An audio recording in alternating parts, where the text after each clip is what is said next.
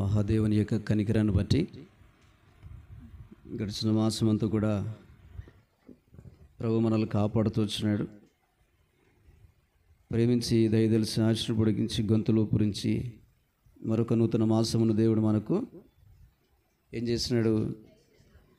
దయాకీటముగా ప్రభు మనకు అనుగ్రహించినాడు.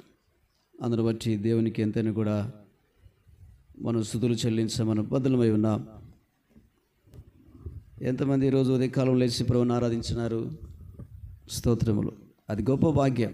మనకి ఈరోజే కాదు కానీ మనం ప్రతిరోజు కూడా ప్రభుని ఆరాధించడం అది క్రైస్తవునికి చాలా అద్భుతమైనటువంటి దినం. అది చాలా సంతోషకరమైనటువంటి దినం. ఆరాధనతో దినాన్ని ఆరంభించాలా, ప్రార్థనతో ఆరాధనతో దినాన్ని ఏం చేయాలా, మనం ముగించాలి. అది మనకు ఎంతైనా కూడా దీవెన అనేటువంటి సంగతిని దయచేసి మర్చిపోదు. ఈరోజు ఎంతమంది క్యాలెండర్లో వాక్యం చదివినారు? ఏముంది చెప్పగలుగుతారా? ఆలోచన చేస్తున్నారు. చెప్పండి, ఒకరు చెప్పండి చదివినవారు. ఇప్పుడు చూస్తుంది మా సలోమి. అంతేలే, ఆ మాట మనకందరికీ తెలిసినదే కదా. ఎవరన్నాక చదవలే? క్యాలెండర్లో వాక్యం చదవలే? చదవాలా. ఉదయకాలం లేస్తేనే మనం దేవుని వాక్యాన్ని చదువుట అది మన జీవితాలకు ఎంతో ఆదరణ, అదెంతో బలము, శక్తి, అదెంతో మనల్ని బలపరుస్తుంది, ఓదారుస్తుంది, ధైర్యపరుస్తుంది. ఎందుకంటే మనం చదివేటువంటి ఈ జీవ గ్రంథంలో లేకపోతే బైబిల్లో వాక్యంలో ఏముంది అని చూస్తే జీవం ఉంది. మన ప్రాణాత్మ దేహములు ఏమవుతాయి? తెప్పరిల్లుతాయి. మనల్ని ఎంతైనా కూడా వాక్యము బలపరుస్తుంది. దయచేసి విషయాన్ని మర్చిపోదు. రండి, మనం ఆరాధనలోకి వెళ్ళక మునుపు కీర్తన 92వ అధ్యాయం, దావీదు రాసిన కీర్తన 92వ అధ్యాయం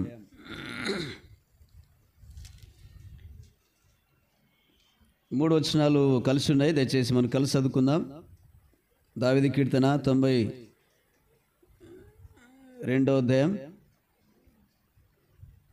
ఇక్కడ 3 వచనాలు కలిసి ఉన్నాయి. 3 వచనాలు కూడా మనం కలిసి చదువుకుందాం.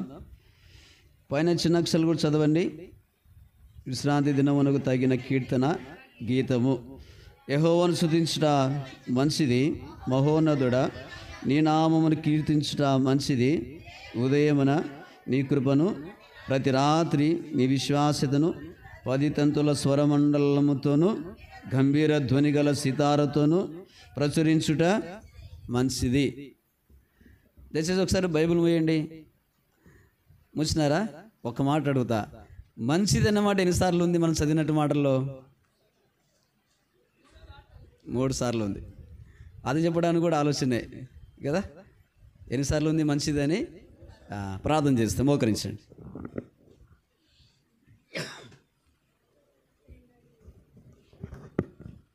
దయచేసి ప్రార్థన అంటే మోకాల మీదకి వచ్చేది నేర్చుకోవాలి మనం.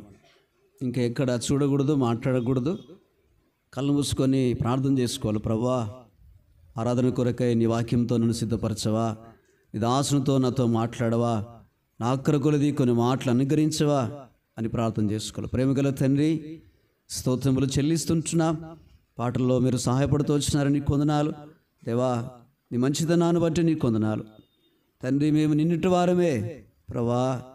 గడిచిన మాసం అంతా కూడా నీ కృపలో, నీ రెక్కల చాటున మమ్మల్ని మీరు భద్రపరుచుకొని, కోడి ఏ రీతికైతే తన పిల్లలను కాస్తుందో ఆ రీతిగా మమ్మల్ని కాచి కాపాడి తండ్రి నీ సన్నిధి అనుగ్రహింపజేసి మమ్మలను మరొక నూతన మాసంలోనికి నడిపించిన మీ ప్రేమ కొరకై స్తోత్రములు చెల్లిస్తుంటున్నా.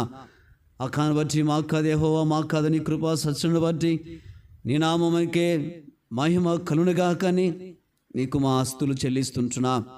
తిరిగి ప్రేమగల తండ్రి, ఫిబ్రవరి 1 మరియు ప్రభుదినాన్ని నీ సన్నిధానములో నీ ప్రజలమైన మేమందరం కూడా ఇట్లా కనపడి నిన్ను ఆత్మతో సత్యముతో ఆరాధించడం కొరకై ఇంట్లోనికి రాగలిగి ఉండగా మమ్మల్ని బలపరచుము.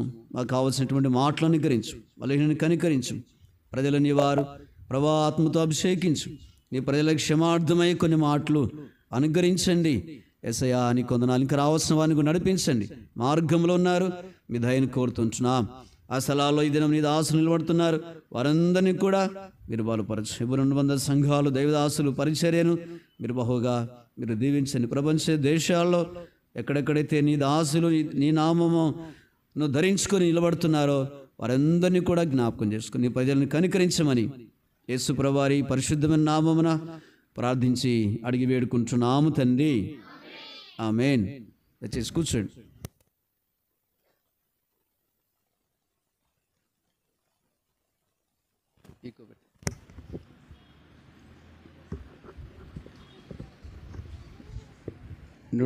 మనిషండి 92 కీర్తన మాట్లాడుతున్నారు సండే స్కూల్ పిల్లలు. 92 కీర్తన చూడండి. యెహోవాను స్తుతించుట మంచిది, మహోన్నతుడా నీ నామమును కీర్తించుట మంచిది. ఉదయమున నీ కృపను, ప్రతి రాత్రి నీ విశ్వాసతను 10 తంతుల స్వరమండలముతోనూ గంభీర ధ్వని గల సితారతోనూ ప్రచురించుట మంచిది. లోకములో మంచిది ఏదైనా ఉంది అని అంటే ఏంటిది? అది మంచిది చెప్పండి. అంతే, ప్రభువుని ఆరాధించడమే మంచిది. దానికంటే మించినది మంచిది ఏది కూడా లోకంలో లేదు. ఇంకా నేను ఆ మంచి పని చేసిన, ఆ మంచి కార్యం చేసిన, నేను ఆ మంచిని అనేటువంటిది ఏం లేదు. ప్రభువును స్తుతించడం కంటే మించిన మంచి పని లోకంలో ఏది కూడా లేదు. అది మనం ఎరగాల. అది ఎరిగినటువంటి వారమై మనము అనగా నిత్యము, నిరంతరము, ఎల్లవేళలా, అనుదినము, ముమ్మారు మనం ఎంతైనా కూడా మనం ప్రభువును స్తుతించుట అది మన వ్యక్తిగత, కుటుంబ, సంఘ జీవితాలకి క్షేమాన్ని కలుగజేయడానికి సహాయపడుతుంది. ఇక్కడ మనం చూస్తాం ఒక మాట 4వ వచనంలో చూడండి. 4వ వచనం చూడండి. ఎందుకనగా యెహోవా నీ కార్యం చేత నీవు నన్ను సంతోషపరచుచున్నావు. చాలు. అంటే నేను ఎందుకు స్తుతిస్తున్నాను అంటే, నేను ఎందుకు నిన్ను ఆరాధిస్తున్నాను అంటే, ఎందుకు నిన్ను మహిమపరుస్తున్నాను అంటే ఇక్కడ రాయబడిన 4వ వచనంలో ఎందుకనగా యెహోవా నీ కార్యం చేత నీవు నన్ను ఏమరిచినవు? సంతోషపరిచినావు. నేను ఎందుకు స్తుతిస్తున్నానంటే నువ్వు నన్ను ఏం చేసినావు? సంతోషింపజేసినావు. ఒకసారి మనం ఆలోచన చేద్దాము. ప్రభువుని ఎరిగినప్పుడు మనం ఎట్లా ఉండేటువంటి వారం? ప్రభువుని ఎరిగినప్పుడు సంతోషంగా ఉండేటువంటి వారమేనా? సంతోషంగా ఉండేటువంటి వారం కాదు. ఎంతో దుఃఖము, వేదన, బాధ, దిగులు, చింత, పాప స్థితిగతులన్నీ కూడా మనల్ని వెంటాడుతూ మనల్ని అవన్నీ బంధించి నెమ్మది లేకుండా చేసేటువంటి దినాలు అవి ఏంటంటే అవి క్రీస్తుకు వెలపట, అవి క్రీస్తును అంగీకరించినటువంటి అవి దినాలు. కనుక అంగీకరించినటువంటి తర్వాత అనగా ప్రభువారు మనల్ని ఏం చేస్తున్నాడంటే సంతోషింపజేస్తున్నాడు, ఆనందింపజేస్తూ వచ్చినాడు.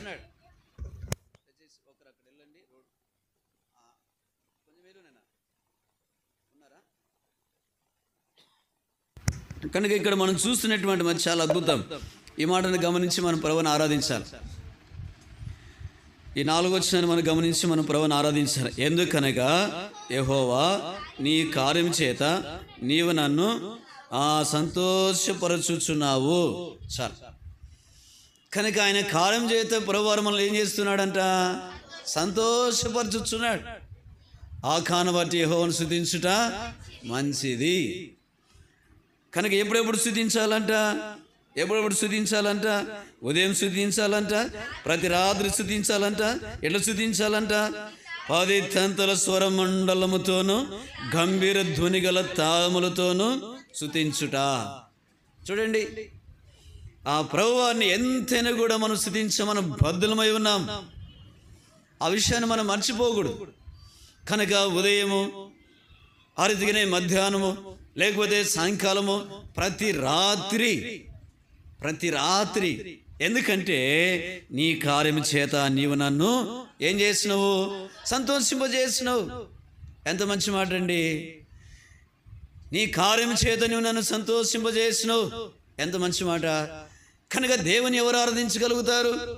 ఆయన రక్తం చేత కడగబడిన వాళ్ళు, పాపం నుంచి వేరైన వారు, లోకం నుంచి వేరైన వారు, ఆయన మంది శ్వాసం ఉంచిన వారు, వారు ప్రభువును ఆరాధించగలుగుతారు, వారు ప్రభువును స్తుతించగలుగుతారు. ఈ విషయాన్ని మనం మర్చిపోకూడదు ప్రియులారా. ఒక ఊరిలో ఇద్దరు భార్యాభర్తలు అనగా అక్కగారు ప్రభువును అంగీకరించింది, ఇంటికి వెళ్తుంది. అన్నగారు ప్రభువును అంగీకరించలేదు. ఈ తల్లిగారు ఉదయకాలం లేచి ప్రభువును ఆరాధించేది. ఉదయకాలమే 3 గంటలకే అన్నగారు లేయక మునిపే అనగా మంచం మీద నుంచి దిగి మోకాళ్ళ మీదకి వెళ్ళి ఆకాశంతో తన చేతులెత్తి ఆ మహోన్నతమైన దేవుణ్ణి, మహిమగల దేవుని, నిత్యత్వములో సదాకాలము దూతల చేత ఆరాధించబడే దేవుణ్ణి ఆరాధిస్తుంది. ఆరాధన వేరు, ప్రార్థన వేరు. గమనించండి, ఆరాధన వేరు, ప్రార్థన వేరు. ప్రార్థన అంటే ఏంటిది? ప్రార్థన అంటే అడుక్కోవడం. ప్రభా నాకు అది ఇవ్వు ప్రభా, ప్రభా నాకు అది ఇవ్వు ప్రభా అని అడుక్కోవడం. ఆరాధన అంటే ఆయన నిత్యత్వాన్ని, ఆయన మహిమను, ఆయన మంచిదనాన్ని, ఆయన ఆధిపత్యాన్ని, ఆయన శిలువ త్యాగమును, ఆయన బలియాగమును, ఆయన క్రైదనమును గుర్తెరిగిన వారమై ఆయనగా స్తుతించుట, పొగుడుట, ఘనపరచుట, హెచ్చించుట. కనుక ఆ తల్లి ఉదయకాలం ఏం చేసిందంటే ప్రార్థన చేయలేదు, ఆరాధన చేసింది. ఏం చేసింది? ఆరాధన చేసింది. అది చాలా అద్భుతమైన సంగతి. ఆరాధనతో పరమసన్నిధానాన్ని మనం పరలోకం నుంచి భూలోకంలోనికి దింపగలుగుతాం. ఆరాధనకు అంత శక్తి ఉంది, ఆరాధనకు అంత శక్తి ఉంది. అనగా ఆరాధన చేయగలిగితే ప్రభు ఆనందించగలుగుతాడు, ప్రభు సంతోషించగలుగుతాడు. ఒకసారి గమనించండి, ఇప్పుడు మనుషులే ఉన్నారనుకోనండి, మనుషులను పొగిడితే సంతోషిస్తారా? మనుషులను ఏమనంటే సంతోషిస్తారా? పొగిడితేనే సంతోషించగలుగుతారు. అవునా? నువ్వు ఎంత బాగుండవు, నువ్వు ఎంత పాడుతావు, నువ్వు ఎంత మంచిగా వాక్యం చెప్తావు, అసలు నీ వస్త్రాలు, నీ మాటలు, నీ నడవడిక, నీ మాట తీరు అసలు చాలా అమోఘం, అసలు బ్రదర్ నువ్వు లేకపోతే అసలు చాలా కొరత అని అంటే ఇంకా వాళ్ళు ఏమవుతారు? ఇంకా చాలా ఉప్పొంగుతారు కదా, సంతోషిస్తారు కదా. అట్లనే అనగా మనకు అనుగ్రహించిన రక్షణను బట్టి, విడుదల విమోచనను బట్టి, పాప క్షమాపణను బట్టి ఆ ప్రభువాన్ని ఎంతగా ఆరాధించగలుగుతామో, ఎంతగా స్తుతించగలుగుతామో ఆ ప్రభువారు అంతగా ఆనందించగలుగుతాడంట. అట్లా తల్లి ఉదయకాలం అనగా లేచి అనగా 3 గంటల సమయంలో దాదాపుగా అనగా 5-6 గంటల వరకు కూడా ఏం చేసింది తెలుసా? ఆరాధననే. ఆరాధన ఆయన గొప్పతనాన్ని, ఆయన మంచితనాన్ని, ఆయన యొక్క మరణ పునరుత్థానమును, లేకపోతే ఆయన శిలువ త్యాగమును అదంతా కూడా జ్ఞాపకం చేసుకుంటుంది. కలుగజేసినటువంటి దాన్ని అంతా కూడా జ్ఞాపకం చేసుకొని ఆరాధన చేస్తూనే ఉంది. మనోడు నిండా దుప్పటి కప్పుకొని వింటూనే ఉన్నాడు. అంటే ఏమని? నా కొరకు ఏమన్నా ప్రార్థన చేస్తుందా అని చెప్పేసేసి, నా నిమిత్తమై ఏమన్నా ప్రార్థన చేస్తుందా అని చెప్పేసేసి. ఈ వ్యక్తి ప్రభువును అంగీకరించలేదు, భిన్నమైనటువంటి ఆలోచనలు కలిగి ఉన్నాడు, లోక కార్యాల లోకసమైనటువంటి స్థితిగతులన్నీ కూడా అనగా కలిగి ఉన్నాడు. కానీ ఎన్ని విధాలుగా చిత్తహింసలు పెడుతున్నప్పటికీ కూడా ఏనాడు పల్లెత్తు ఒక మాట అనేది కాదు తన భర్తని. ప్రభు ప్రేమను బట్టి సహిస్తూ, ఓర్చుకుంటూ, ప్రేమిస్తూ, ప్రవింటికి వెళ్తూ, ఆరాధన చేస్తూ అట్లా దేవుని సేవిస్తూనే ఉంది. కనుక ఆయన వినేది ఏంటిదంటే ఆ దుబ్బడ కప్పుకొని ఆ నిద్ర మత్తులో దేవుని యొక్క మహాత్యాన్ని, ఆధిపత్యాన్ని, అధికారాన్ని, ఆయన శిలువ త్యాగమును, బలియాగమును, ఆయన కలవరి ప్రేమను ఆయన దుబ్బడ కప్పుకొని విన్నాడంట. ఆయన హృదయం తల్లడిల్లింది. అంటే ఆయనకు అంత మహాత్యం ఉన్నదా, అంత అధికారం ఉన్నదా, అంత శక్తి ఉన్నదా, అంత ఆధిపత్యం ఉన్నదా? అయినప్పటికీ కూడా ఆయనకి లోకానికి రావడానికి ఇష్టపడినాడా? రావడమే కాకుండా కలవరలో రక్తము కార్చినాడా? అంతగా అవమానపరచబడినాడా? ఎవరైనా నేను తెలుసుకోవాలా అనేటువంటి చిన్న ఆలోచన అంతరంగంలో అనగా పుట్టిందంట. జక్కయ్యకి పుట్టిన ఆలోచన ఏంటిది? యేసయ్య నేను చూడాలి. ఒక ఆలోచన పుడితే చాలు, దేవుడు తప్పగా మాట్లాడడానికి ఆయన ఇష్టపడతాడు. ఒక ఆలోచన పుట్టింది, ఆయన మహాత్యమును, అధికారమును, ఆధిపత్యమును, ఆయన గొప్పతనాన్ని ఆ సహోదరి అనగా ఆరాధనలో వల్లిస్తుంటే, వర్ణిస్తుంటే, ఏడుస్తుంటే, వందనాలు చెప్తుంటే, స్తుతులు అర్పిస్తుంటే, కొనియాడుతుంటే అంతరంగంలో చిన్న ఆలోచన, ఆ ప్రభు యొక్క ఉద్దేశాన్ని నేను తెలుసుకోవాలా, ఆయన మహాత్మ్యము నేను తెలుసుకోవాలా, ఆయన మరణ పుత్థానము తెలుసుకోవాలా, ఆయన శిలువను తెలుసుకోవాలా అనేటువంటిది చిన్న ఆలోచన అంతరంగంలో పుట్టింది. ప్రభు మాట్లాడడం ఆరంభించినాడు. చూడండి, ఆరాధనకి ఎంత శక్తి ఉందో. ఆరాధన చేయగలుగుతున్నామా మనము?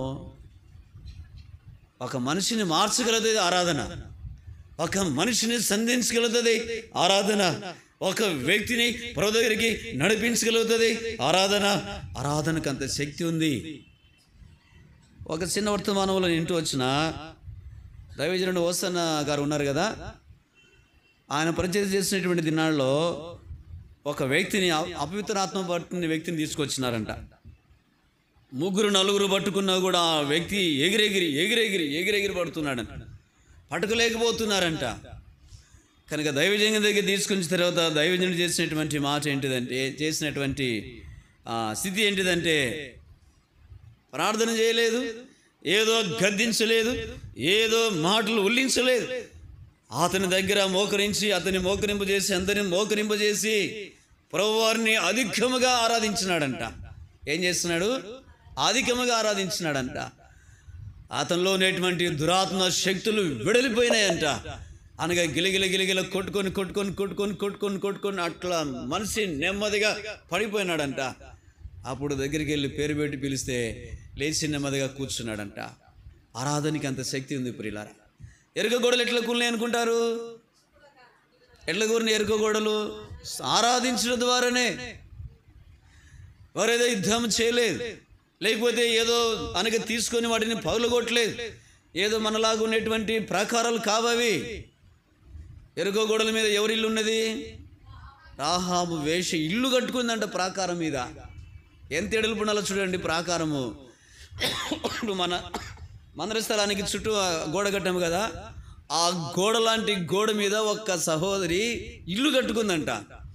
ఇల్లు కట్టుకున్నప్పటికీ కూడా కొన్ని రథాలు ఆ ప్రాకారం మీద పరుగులు తీస్తాయంట. ఎంత ఎడల్పు ఉండాలో చూడండి.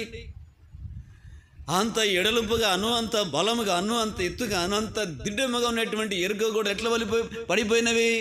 ఆరాధన. ఎంత బలంగా ఉండాలి ఆరాధన? ఆరాధనలో ఏముండాలా? బలము, శక్తి. ఏముండాలా? బలము, శక్తి ఉండాలి. మనం చేసేటువంటి ఆరాధనలో, మనం చేసేటువంటి ప్రార్థనలో, మనం చేసే పరిచర్యలో, లేకపోతే మనం జీవించే జీవితంలో ఒక దైవత్వము కలిగి జీవించగలిగితే, ఆరాధన చేయగలిగితే దేవుని యొక్క ఉన్నతమైన అద్భుతములు వ్యక్తిగత కుటుంబ సంఘ జీవితంలో చూడగలుగుతాం. కనుక ఎరుగో గొడవలో పడిపోవడానికి కారణం ఏంటిదంటే, వారు రోజుకు ఒకసారి దేవుణ్ణి స్తుతిస్తూ ఆరాధిస్తూ తిరిగి వచ్చినారు. అట్లా 6 సార్లు, 7వ రోజు 7 సార్లు అనగా బుర్రలు ఉదుకుంటూ పాటలు పాడుతూ స్తుతిస్తూ ఆరాధిస్తున్నాయిగా, వాటికై అవి ఎరుకో గొడవలు ఏమైపోయినాయంట? కూలిపోయినాయి. అలాంటి ఆరాధన మన జీవితంలో ఉందంటారా? ఆరాధన చేస్తున్నాయిగా ఇతరుల హృదయాలు కదిలించబడుతున్నాయి అంటారా? ఆరాధన చేస్తున్న అనేకులు ప్రభువును అంగీకరించగలుగుతున్నారని చెప్పగలుగుతామా? ఈ ఆరాధనను విని అనేకులు ప్రభువును తెలుసుకునేటువంటి అంతరంగంలో కొంత ఆలోచన పుడుతుందా? ప్రియులారా, ఎవరిదో ఏమోగా నా సంగతి నేను చెప్పగలుగుతా. 98, 1998, 96, 97 ఆ ప్రాంతాల్లో అనగా ఆత్మకూరు బేతేలు మందిరానికి వెళ్ళేటివాడిని. అది నాలో అక్కడ ప్రభాకరంకులు పరిచయం చేసేవాడు. ఆరాధన సమయంలో ఆరాధించాలనుకుంటే కానీ అంతరంగం నుంచి అనగా ఆరాధన రాదు. శత్రువు అపవాది నొక్కేస్తుంది గొంతుని. పక్కన ఉంటారు కదా, వారు చేసేటువంటి ఆరాధన నుంచి ఒళ్ళంతా కూడా పులకరం పుడుతుంది, దుఃఖము వేదనేస్తుంది. అంతగా ఆరాధించేటువంటి వారు. ఆరాధననే మనిషిని ప్రభావితం చేయగలుగుతాయి. మన పక్కనున్న వ్యక్తిని, వెనుకున్న వ్యక్తిని, ముందున్న వ్యక్తిని మన ఆరాధనలో శక్తి, బస, మన ఆరాధనలో బలము, మన ఆరాధనలో లేకపోతే దైవ సంబంధమైన స్థితి ఉండగలిగితే వెనక ముందర అక్కడికి ఉన్నటువంటి వారిని ఆరాధన ప్రభావితం చేయగలుగుతుంది. అట్లా ఆరాధన ఆత్మతో నింపబడి మనం ఆరాధన చేయాలి. ఉదయకాలము సిద్ధపడి రావాలి మన ప్రవింటికి. ప్రభా, నేను ఇంటికి వెళ్తున్నానయ్యా, నీ వాక్యమే, నీ వాక్యానుసారంగా ఆత్మచేత నింపబడి నేను ఆరాధించాలయ్యా. నా ఆరాధన విని అనేకులు వెలిగించబడాలి, నీ వైపు మరలాల అనేటువంటిది నీ నా అంతరంగంలో ఆశ ఉండగలిగితే దేవుడు అట్లా నిన్ను సిద్ధపరచగలుగుతాడు, నిన్ను అట్లా సిద్ధపరచగలుగుతాడు. ఇంటికి ఎప్పుడు కూడా మనం ఆశతో రావాలి. ప్రభా, ఆరాధన వర్తమానంలో, బలవర్తమానంలో, చివరి వర్తమానంలో, ఆరాధనలో, పాటల ద్వారా, ప్రార్థన ద్వారా నాతో మాట్లాడయ్యా, నన్ను సిద్ధపరచయ్యా.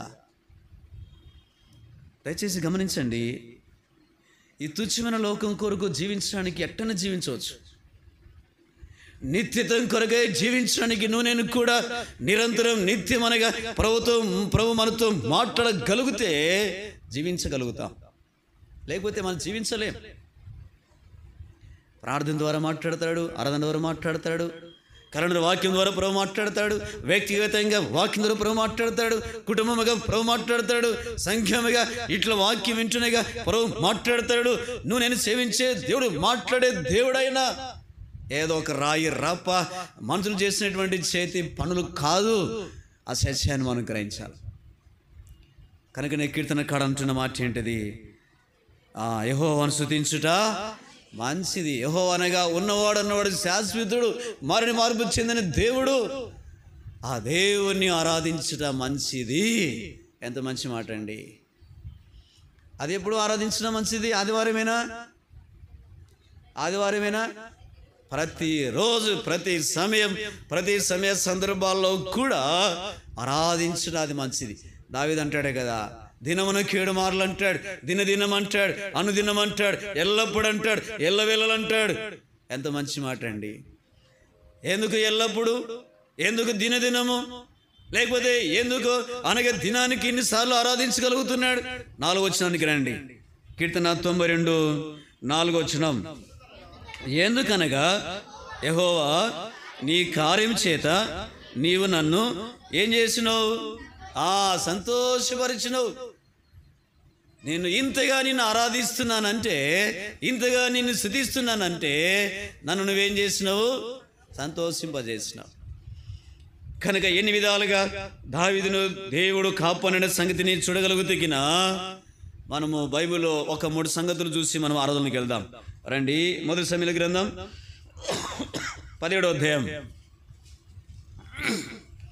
మొదటి సమూయేలు గ్రంథము 17వ అధ్యాయం 37వ వచనం. 17వ అధ్యాయము 37వ వచనం చదవండి. సింహం యొక్క బలం నుండి, ఏలుగుబండి యొక్క బలం నుండి నన్ను రక్షించిన యెహోవా ఫిలిష్తీయుని చేతుల నుండి కూడా నన్ను విడిపించునని చెప్పాను. అందుకు సౌలు, పొమ్ము, యెహోవా నీకు తోడుగా ఉండునుగా కానీ దావీదుతో అనెను. చాలు.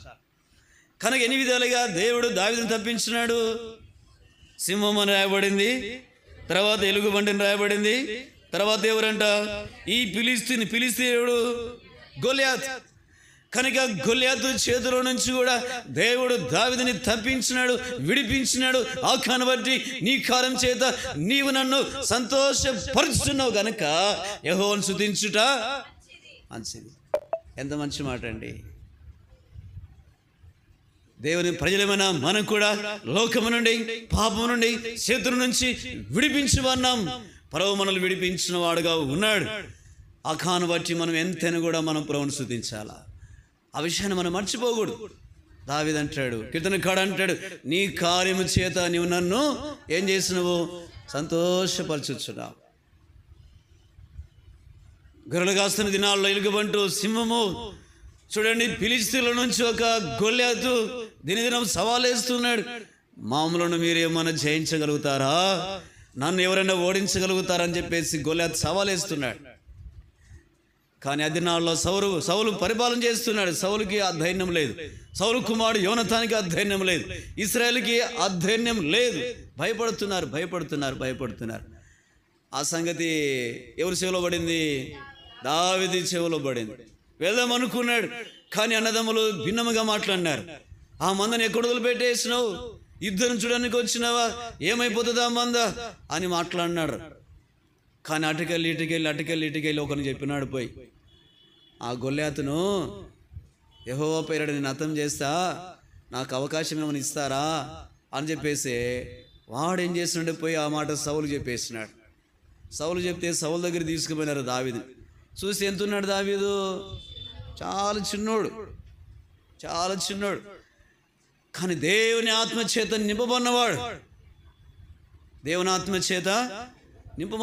చిన్నోళ్ళైనా పెద్దోళ్ళైనా దేవుని ఆత్మచేత నింపబడటానికి అనగా హైటు వెయిటు లావు ఇట్లా చదువు లేకపోతే లోక కళలు ఏమాత్రం కూడా ఇవి పనికిరావు. కనుక దావీదు ఎలాంటి వాడంటే గొర్రెల కాపరి, తన జీవితం అంతా కూడా అడవిలోనే అయినప్పటికీ కూడా దేవుని ఆత్మచేత నింపబడినాడు. సౌలు దగ్గరికి వెళ్ళినాడు. సౌలు అన్నాడు, అయినా నువ్వేమైనా యుద్ధము చేసే అలవాటు నీకుందా? యుద్ధం చేయడానికి కొన్ని వస్తువులు ఇస్తే ఇవన్నీ నాకేమి లేవు, వాడుకలేవు. కనుక దావీదుకున్న వాడికి ఏంటిది, వర్షాల. చూడండి, కనుక గొల్యాతేమో యుద్ధ సామాగ్రి అంతా కూడా పెట్టుకున్నాడు, చేతులు పెట్టుకున్నాడు, ధరించుకున్నాడు. ఓ చాలా హైట్ వెయిట్ ఉన్నాడు. చూసే వారికి అంతా కూడా వణుకు పుడుతుంది. కానీ యెహోవా పేరట నేను నీ మీదికి యుద్ధానికి వస్తున్నా. ఒక్క దెబ్బతో గొల్యాతును కొట్టినట్టుగా మనం చూడగలుగుతాం. ఎంత శక్తి చూడు ప్రియులారా దావీదు జీవితంలో. అట్లా ఎలుగుబంటిని కూడా చీల్చి పడేసినాడు. చూడండి, సింహమును కూడా చీల్చి పడేసిన సంగతి మనం ఎరుగుదాం. ఈ రీతిగా దేవుడు తనను తప్పించినాడు, తనను సంరక్షించినాడు, ఆ సంగతిని ఎరిగినాడు. నాలుగోదిగా మనం ఆలోచన చేయగలదు, ఎవరి చేతుల నుంచి దేవుడు తప్పించినాడు, సౌలు చేతుల నుంచి కూడా తప్పించినాడు. ఐదవదిగా ఎవరి చేతుల నుంచి తప్పించినాడు, అబీషలోం కనకుమారుడే రాజరికం కొరకై వెంటాడుతున్నాడు. నాకు కావాల సింహాసనం, నేను పరిపాలించాలా, మనల్ని తీసేయాలా అనేటువంటి ఆలోచన కన్న కుమారుడే అనగా అబీషలోం దావీదు మీద అలాంటి దురాలోచన కలిగి ఉన్నాడు. కానీ దేవుడు అనగా దావీదుని కాపాడినట్లుగా మనం చూడగలుగుతాం. దావీదు ప్రాణ స్నేహితులు ఎవరు, అహితోపేలు. చాలా ప్రాణ స్నేహితులు చెడు సలహా ఇచ్చినారు అబీషలోంకి. అహితోపేలు ఆలోచన కూడా దేవుడు ఏం చేసినాడు, చెడగొట్టేసినాడు. ఇన్ని విధాలుగా దేవుడు అనగా దావీదుని కాపాడినాడు. కనుకనే అంటాడు 4వ వచనంలో, 92 కీర్తన 4వ వచనంలో, నీ కార్యం చేత నీవు నన్ను సంతోషపరచుచున్నావు. ఎంత మంచి మాట అండి ఇది. నాన్న ఎంతమంది సంతోషంగా ఉన్నారు? ఎవరు లేరా సంతోషంగా? దేవుని స్తోత్రం. దేవుని అంగీకరించిన ప్రతి వ్యక్తి సంతోషంగానే జీవించాలి, ఆనందంగానే జీవించాలి. కొన్ని పరిస్థితులు ఉంటాయి, అవి సాధారణమే, అవి కొన్ని దినాలు కొంతకాలమే, అవి లోకంలో ఉన్నంత వరకే. నిరంతరం నిత్యత్వంలో సదాకాలం మనం ప్రభువును ఆరాధించగలుగుతాం. అది అనగా దావీదుకి ఇచ్చిన సంతోషం. మన సంతోషాన్ని బట్టి ఒకసారి ప్రభువుని జ్ఞాపకం చేసుకుందాం. ప్రకటన గ్రంథం 1వ అధ్యాయం 6వ వచనం చూడండి. మనల్ని ప్రేమించుచు తన రక్తం వలన మన పాపం నుండి మనల్ని విడిపించిన వానికి మహిమయు ప్రభావమును యుగ యుగములు కలుగునుగాక. చాలు. ఇక్కడ ఒక మాట గమనించాల మీరు. ప్రకటన గ్రంథము 1వ అధ్యాయము 6వ వచనంలో ఒక మాట గమనించాలి. మనల్ని ప్రేమించుచు తన రక్తం వలన మన పాపముల నుండి, పాపముల నుండి ఏం చేస్తున్నాడంట, విడిపించినాడు. అదే గొప్ప ఉన్నతమైన కార్యం. కనుక ఎట్లా విడిపించగలిగినాడు, దేని చేత విడిపించగలిగినాడు? ఆయన పరలోకమందిలి భూలోకానికి వచ్చి నీ నా పాపముల కొరకే కలవరలో రక్తమును కార్చినాడు. రక్తము ద్వారా నీకు నాకేమొచ్చింది, విడుదల. అదే మనకు సంతోషం. ఇంకా అంతకంటే ఇంకేం సంతోషం అని చెప్పండి. అది ఎరిగినామా? ప్రభా నా పాపముల కొరకే నువ్వు ఏం కార్చినవు, రక్తము కార్చినవు అని చెప్పగలిగినావా? నువ్వు ఆ స్థితిని ఎరగకపోతే నీకేమి లేనట్టు తెలుసా, రక్షణ లేనట్టే. నీకు చదువున్నా, హోదా ఉన్నా, స్థితిగతులు కలిగి ఉన్నా, ప్రభువా, నా పాపుల కొరకే నువ్వు రక్తము కార్చినావు, నువ్వు చనిపోయి సమాధి చేయబడినావు, అందుని బట్టి నీకు స్తోత్రములు నువ్వు అనకపోతే ప్రభు నీ విషయమే ఆయన సంతోషించలేడు. కనుక మన పాపముల నుండి ఒక్కటే రెండా పాపాలు? బహువచనమా ఏకవచనమా? అది బహువచనం. లెక్కలేని పాపాలు, లెక్కలేని పాపములు. ఏమంటాడు కయీను? ఏమంటాడు? నా దోష శిక్ష భరించలేనంత గొప్పది. మన దోష శిక్షలు ఎలాంటివంటే మనం భరించలేం. కానీ యెషయా గ్రంథము 9వ అధ్యాయంలో మనం చూస్తాం 6వ వచనంలో, ఆయన భుజముల మీద భారం మన భారాన్ని భరించినటువంటి దేవుడు, మన శాపాన్ని తొలగించిన దేవుడు, మన పాపమును భరించిన దేవుడు. ఆ ప్రభువాన్ని ఉదయకాలం మనం ఎంతైనా కూడా మనం ఆరాధించాలి. ఈ విషయాన్ని మర్చిపోకూడదు ప్రియులారా. ఆరాధికులంటే ప్రభువుకి చాలా ఇష్టం. ఆరాధించేటువంటి వారంటే ఆనందించగలుగుతాడు, ఆయన సంతోషించగలుగుతాడు. వారి విషయమై ప్రియులారా అది చాలా ప్రాముఖ్యమైన సంగతి. దయచేసి ఆ విషయాన్ని మనసులో పెట్టుకోండి. యెషయా గ్రంథం ఒకసారి 1 పేతురు రాసిన పత్రిక 1-2 మాటలు చదివి ఆరాధనకి వెళ్దాము. 1 పేతురు రాసిన పత్రిక 3వ అధ్యాయం చూడండి, 18వ వచనం. పితృపార్యపరమైన మీ వ్యర్థ ప్రవర్తనను విడిచిపెట్టినట్లుగా వెండి బంగారముల వంటి చేయవస్తురముల చేత మీరు విమోచింపమలేదు. కానీ ఏ రక్తం అంటది? అమూల్యమైన రక్తము చేత, అనగా నిర్దోషమును నిష్కలంకమును గొర్రె పిల్ల వంటి క్రీస్తు రక్తము చేత మీరు. ఎంత మంచి మాట అండి! ఏ రక్తం అంట ఇది? అమూల్యమైనది, నిర్దోషమైనది, నిష్కలంకమైన రక్తం. ఈ రక్తం చేత మనం ఏమైనామంట? విమోచించమన్నాం. కనుక ఇప్పుడు ఎవరు ప్రభువుని ఆరాధించగలుగుతారు? విమోచించమన్నవారు. విమోచించమన్న అనుభవం ఉన్నదా? ప్రభు ఇంటికి వచ్చి వెళ్ళిపోవడం కాదు. నిత్యత్వంలో ఎవరు ఉండగలుగుతారు? విమోచించమన్నవారే. ఈ విషయాన్ని దయచేసి గమనించు. ఈ ఉదయకాలం చిన్నవాళ్ళైనా పెద్దవాళ్ళైనా వృద్ధాప్యదశలో ఉన్నా విమోచించబడకపోతే పరలోక ప్రవేశము లేదు. కనుక అమూల్యమైన రక్తము, నిష్కలంకమైన రక్తము, నిర్దోషమైన రక్తం. ఎవరిదా రక్తం? యేసు క్రీస్తు ప్రభువారిది. ఎవరి కొరకు సిందించబడింది? మన కొరకు సిందించబడింది. ఆ కాను బట్టి నిన్ను ఆయన సంతోషింపజేస్తూ వచ్చినాడు, ఆనందింపజేస్తూ వచ్చినాడు. పాపం చేత, అపరాధం చేత మనం ఎలాంటి వారము? చచ్చిన వారం. ఎంతో దుఃఖము, వేదన, అవమానము, తిరస్కారము, నింద, పాప స్థితిగతులు జీవితంలో ప్రభు దయదలిచినాడు, ప్రభు మాట్లాడినాడు, ప్రభు చూపించినాడు, ప్రభు ఒప్పించినాడు. తన సొత్తుగా, తన కుమారులుగా, కుమార్తెలుగా, జనాంగముగా, రాజులుగా, యాజకులుగా, పరిశుద్ధులుగా ప్రభు మనం చేస్తూ వచ్చినాడు. ఎంత గొప్ప భాగ్యమో ప్రియులారా! ఇదే ఒక సంతోషకరమైనటువంటి కార్యం. ఎరిగినావా? ఎరిగితే ఇది నాన్న మౌనంగా ఉండలేవు. పోటీ పడుతావు ఆరాధించడానికి, మౌనంగా ఉండలేవు. ఆ రీతిగా మనం ప్రభువుని ఆరాధించాలా. అది ఎరిగినటువంటి వాడే కీర్తనకాడు అంటాడు, ఎందుకనగా యెహోవా నీ కార్యం చేత నువ్వు నన్ను సంతోషపరిచినావు. మనం అనాలా, ఎందుకనగా యేసయ్య నీ కార్యం చేత నువ్వు నన్ను యేసయ్య నీ కార్యం చేత నన్ను సంతోషపరిచినావు. ఒకప్పుడు సంతోషం లేదు, ఎంతో దుఃఖము, వేదన, పాపముల చేత కుమిలిపోతూ వచ్చిన, పాపముల చేత నలిగిపోతూ వచ్చిన, పాపాన్ని బట్టి నరకానికి పాత్రుని నీ అమూలమైన, నిష్కలంకమైన, నిర్దోషమైన రక్తం చేత నన్ను విమోచించినావు. అందును బట్టి నేను నిన్ను ఆరాధిస్తున్నా. ఎంత మంచి మాట అండి!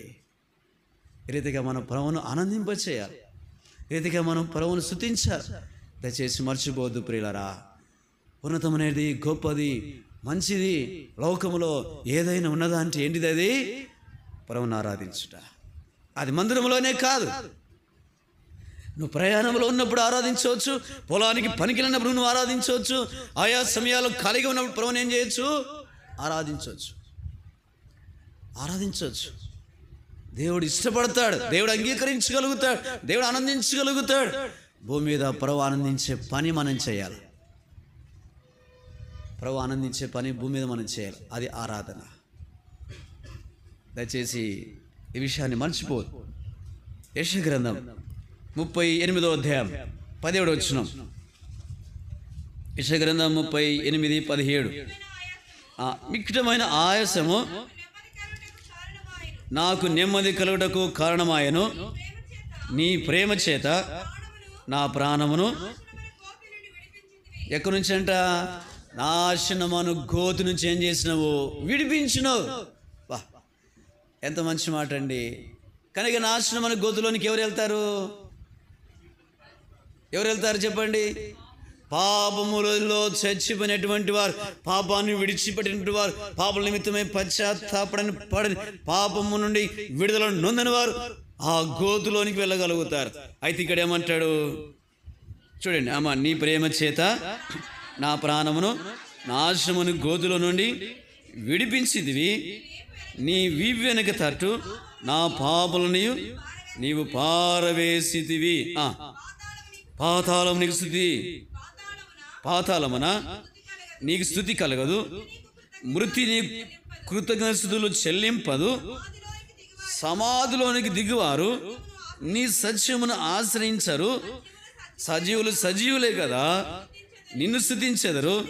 ఈ దినమున నేను సజీవునుడై నిన్ను స్తుతిస్తున్నా. ఎంత మంచి మాట అండి. ఈ దినమున మనం ఎట్టున్నామో సజీవులముగా ఉన్నాం. కళ్ళు తెరిచి కళ్ళు మూసి లోపల కొన్ని లక్షల మంది భూమి మీద ఏమవుతున్నారు? చనిపోతున్నారు. మూట కట్టేస్తున్నారు. గోతులు పెట్టేస్తున్నారు. ఒక్కసారి కళ్ళు మూసి కళ్ళు తెరిచి లోపల లక్షల మంది పుడుతున్న, లక్షల మంది చనిపోతున్నారు. ఆ మరణావస్థలోనికి ప్రభు నిన్నను కూడా పంపించలే, సజీవ లెక్కలో ఉంచినాడు. ఆ సజీవమైన దేవుని ఎంతని కూడా మనం ఏం చేయాలా? ఆరాధన. ఈ సంగతి లోకానికి తెలియదు, అనులకు తెలియదు, ఎరిగిన వారికి తెలియదు. కనుక ఈ దినమున నిన్ను సజీవుడని నేనేం చేస్తున్నా? స్తుతించగలుగుతున్నా. ఎంత గొప్ప భాగ్యము ప్రియులారా. కనుక ఈ సంగతిని మనం మర్చిపోకూడదు. ఎరిగినటువంటి వారమై మనం ప్రభువును ఆరాధించాలి. దావీదు, ఎలుగుబంటి, గొల్యాతు చూస్తే సింహము, ఇవన్నీ ఎదురైనప్పటికీ కూడా, తన కుమారుని అభిషేకం ఇలాంటి స్థితిగతులన్నీ ఎదురైనప్పటికీ కూడా, లేకపోతే సౌలు ఈ స్థితిగతులన్నీ వెంటాడుతున్నప్పటికీ కూడా ప్రభు అనగా తన మీద దయ తెలిసి తనను విడిపించినట్టుగా మనకు అర్థమవుతుంది. ఆ కానబట్టి ప్రభువును ఆరాధించగలుగుతూ వచ్చినాడు. కనుక మనం పాపంలో పుట్టిన వారు, పాపంలో జీవించే వారు, పాపంలోకి వచ్చే జీతం మరణం, ఈ మరణం నుంచి విడిపించడానికి యేసుప్రభువారు పరలోకం నుండి భూలోకానికి వచ్చి నీ కొరకై నా కొరకై అమూల్యమైన, నిర్దోషమైన, నిష్కలంకమైన రక్తాన్ని ఏం చేసినాడు? కార్చినాడు. నన్ను కూడా విమోచించడానికి. కనుక విమోచించమన్న నేను కూడా ఆ ప్రభువాన్ని ఎట్లా ఆరాధించాలా? ఎట్లా ఆరాధించాలి? ఆత్మతో సత్యంతో. 145 కీర్తన 1 వచనం. 145 కీర్తన 1 వచనం. చదవమ్మా, గట్టి చదవండి.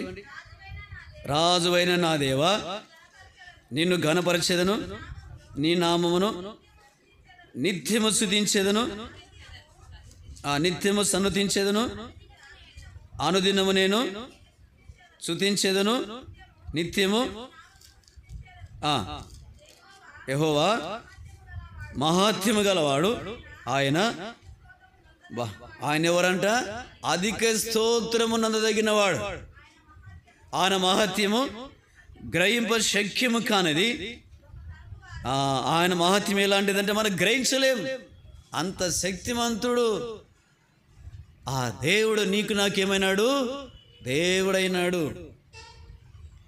యేసుప్రభు మాకే దేవుడు అనుకోకండి.